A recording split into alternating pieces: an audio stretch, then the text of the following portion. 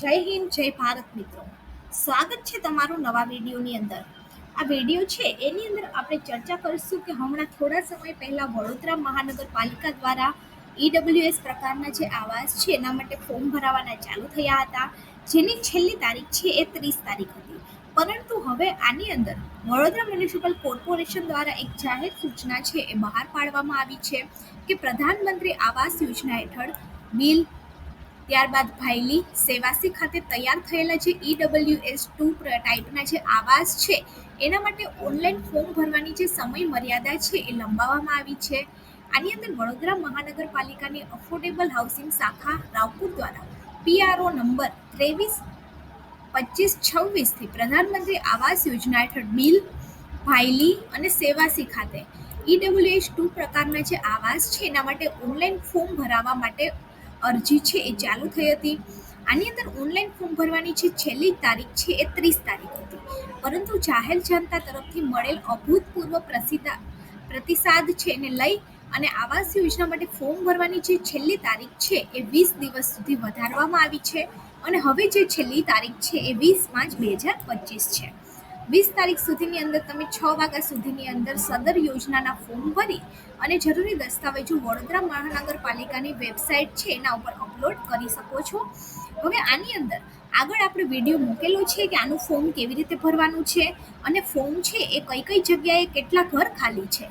આગળ આપણે આ માહિતી મેળવીશું કે કઈ જગ્યાએ કેટલા ફોર્મ છે અને શું નોટિફિકેશન આગળ આવેલી. હવે એક પછી એક શહેરની અંદર પ્રધાનમંત્રી આવાસ યોજના અંતર્ગત ફોર્મ છે એ ભરાવાના ચાલુ થયા છે.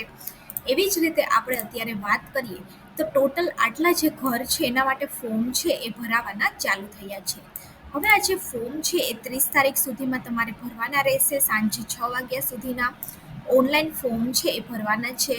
આ ફોર્મ છે એની અંદર લાભાર્થીએ આવાસની જે કિંમત છે એ 5,50,000 રૂપિયા છે એ આપવાની છે.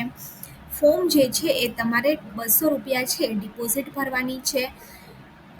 ફોર્મની ફી છે એ 200 રૂપિયા છે, જે નોન રિફંડેબલ છે, અને ત્યારબાદ ડિપોઝિટ છે એ 20,000 રૂપિયા ભરવાની છે. હવે સૌથી પહેલાં આપણે વાત કરીએ તો આ ફોર્મ છે એ P8 P9 થી લઈ અને 13 સુધીનું છે. આવાસની સંખ્યા ટોટલ 110, 219, 130, 136, 134 ને 236. તો આવી રીતે કુલ 965 આવાસ છે એના માટે ફોર્મ છે એ ભરાવાના ચાલુ થયા છે. હવે આ ફોર્મ છે એ કઈ રીતે ભરવાના છે. સૌથી પહેલાં તો અહીંયા તમે જોઈ શકો છો કે આવક અંગેની અને અન્ય સૂચનાઓ કઈ છે, અપલોડ કરવાના કયા કયા પુરાવાઓ છે અને આવાસ યોજનાની શરતની આપણે વાત કરીએ તો ઓનલાઈન અરજી સાથે 200 રૂપિયા ભરવાના છે અને ડિપોઝિટ 20,000 ભરવાની છે. હવે મકાનની કુલ કિંમતની ઓછામાં ઓછા 20% રકમ છે એ ડ્રોમાં સફળ થયા બાદ મ્યુનિસિપલ કોર્પોરેશનની અંદર અરજદારે 3 માસની અંદર ભરવાની રહેશે. ત્યારબાદ બાકી રહેતી 80% રકમ છે એ એક સરખા 10 હપ્તામાં ભરી અને પોઝિશન સુધીના સમયગાળામાં જમા કરાવવાની રહેશે. ઉપરાંત છેલ્લા હપ્તા સાથે મેન્ટેનન્સ માટે 50,000 રૂપિયા છે ભરવાના રહેશે. ત્યારબાદ જો આવાસ પોઝિશન માટે તૈયાર હશે તો સરખા 10 હપ્તાનો નિયમ છે એ લાગુ પડશે નહીં અને લાભાર્થીએ 3 માસની અંદર આવાસની મૂળ કિંમત સાથે મેન્ટેનન્સ છે એ પણ ભરવાનું રહેશે. હવે લાભાર્થી દ્વારા જમા કરાવવામાં થતી લાભાર્થી ફાળાની રકમનું રોકડ છે એ ડીડી અથવા તો ઓર્ડર POS થી તમારે જમા કરવાનું રહેશે. કુટુંબની જે વાર્ષિક આવક છે એ ઈડબ્લ્યુએસ આવાસ માટે 3 લાખ સુધીની હોવી જોઈએ. ત્યારબાદ અરજદારે આવાસ પેટે ભરપાઈ થતી રકમ પૂરેપૂરી સેલ્ફ ફાઇનાન્સની વ્યવસ્થા કરી અને આપવાની રહેશે. ત્યારબાદ મકાનનો ડ્રો છે એ કમ્પ્યુટરાઇઝથી કરવામાં આવશે અને લાભાર્થીનો નિયમ અનુસાર વેઇટિંગ લિસ્ટ યાદી છે એ પણ બનાવવામાં આવશે અને ભવિષ્યમાં રદ થનાર આવાસોને ફરીથી કમ્પ્યુટરાઇઝ ડ્રો ન કરતા પ્રતીક્ષા યાદીના કેટેગરીમાં અગ્રતા મુજબ ફાળવણી છે કરવામાં આવશે અને પ્રતીક્ષા યાદીમાં સામેલ લાભાર્થી ફાળવણી અંતરે આવાસો રદ થવા માટેની યાદીના ક્રમ મુજબ આપવામાં આવશે. હવે મકાનનો કબજો મેળવતા પહેલા અરજદારે કોર્પોરેશન સાથે દસ્તાવેજ છે કરવાનો રહેશે અને જેનો ખર્ચ પણ નિયમ અનુસાર અરજદારે ભરવાનો રહેશે. તો આ જે છે અમુક નિયમો અને શરતો છે. સૌથી પહેલા આપણે વાત કરીએ તો આની અંદર આરક્ષણમાં ડિફેન્સ છે ને 10%, અનુસૂચિત જાતિ 7%, જનજાતિને 14%, બક્ષી પંચને 10% અને દિવ્યાંગજનને 5% છે આપવામાં આવશે.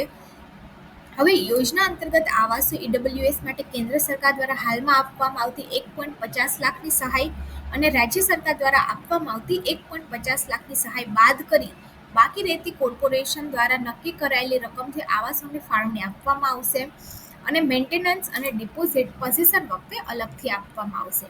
મકાનની કિંમતમાં વપરાતી સામગ્રીના ભાવ વધારા તથા અન્ય બાહ્ય કામ થાય અરજદારને બંધન કરતા રહેશે. હવે ડ્રોમાં સફળ થયેલ વિગતો અફોર્ડેબલ હાઉસિંગ સેલ કચોરી રાવપુરા કન્યાશાળા 3ની તથા વેબસાઇટ છે એના ઉપર આપવામાં આવશે. હવે ત્યારબાદ આ વેબસાઇટ ઉપર જશો એટલે અહીંયા ઉપર તમને એપ્લાય નાવ છે એ આપેલું છે. અહીંયા પર આ જગ્યાએ 110 આવાસ છે. તમારે જે જગ્યાએ ફોર્મ ભરવું હોય ત્યાં સૌથી પહેલાં તો તમારે એપ્લાય નાવ છે એ કરવાનું છે. જેવું તમે એપ્લાય નાવ કરશો એવું અહીંયા નીચે એક ફોર્મ છે ઓપન થઈ જશે. અહીંયા ઉપર તમારે તમારી સરનેમ લખવાની છે, તમારું ફર્સ્ટ નામ લખવાનું છે, તમારા હસબન્ડનું નામ લખવાનું છે. ત્યારબાદ તમારો જે મોબાઈલ નંબર હોય એ તમારે આની અંદર લખવાનો છે અને આની અંદર તમારે તમારું XYZ જે કંઈ પણ ઈમેલ આઈડી હોય એ તમારે આની અંદર લખવાનો છે અને ત્યારબાદ રજિસ્ટર યોર સેલ્ફ કરવાનું છે. ત્યારબાદ તમારે લોગિન કરવાનું છે. ત્યારબાદ યુઝર આઈડી અને પાસવર્ડ નાખી અને સબમિટ કરી દેવાનું છે. તમે જે કંઈ પણ યુઝર આઈડી રાખશો અથવા તો જે કંઈ પણ પાસવર્ડ નાખશો એ નાખી અને સબમિટ કરશો એટલે એક ફોર્મ છે ઓપન થઈ જશે. ત્યારબાદ ફોર્મની અંદર જે વિગતો આપેલી છે એ તમારે સંપૂર્ણપણે ભરવાની છે.